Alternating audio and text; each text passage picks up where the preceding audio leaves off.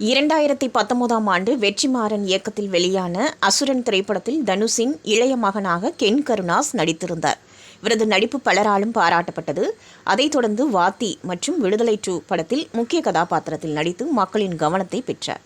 இவர் அம்பாசமுத்திரம் அம்பானி நெடுஞ்சாலை படங்களின் மூலம் குழந்தை நட்சத்திரமாக அறிமுகமானார். தனுஷின் திருச்சிற்றம்பலம் படத்தில் உதவி இயக்குநராக பணியாற்றிய கென் கருணாஸ் தற்போது யூத் படம் மூலம் இயக்குநராக அறிமுகமாகியுள்ளார். இந்த படத்திற்கு ஜி.வி. பிரகாஷ்குமார் இசையமைத்துள்ளார். பள்ளி பருவ வாழ்க்கையை மையமாக வைத்து இந்த படம் உருவாகிறது. சிறைப்படம் மூலம் பாராட்டுகளை பெற்ற அனிஷ்மா மற்றும் மீனாட்சி தினேஷ், பிரியன்ஷி யாதவ், சுராஜ் வெஞ்சரமு ஆகியோர் கதாநாயகிகளாக நடித்துள்ளனர். இந்த படத்தின் முதல் பாடலான முட்டகலக்கி ரசிகர்களிடையே நல்ல வரவேற்பை பெற்றது. யூத் திரைப்படத்தின் ரிலீஸை ஒட்டி இயக்குனரும் நடிகருமான கென் கருணாஸ் அளித்த பேட்டி ஒன்றில் விஜய் பட தலைப்பை தேர்வு செய்தது பற்றிய கேள்விக்கு பதிலளித்துள்ளார். அப்போது அவர், படத்தின் தலைப்புக்கு பெரும்பாலானோர் வாழ்த்து தெரிவித்தனர்.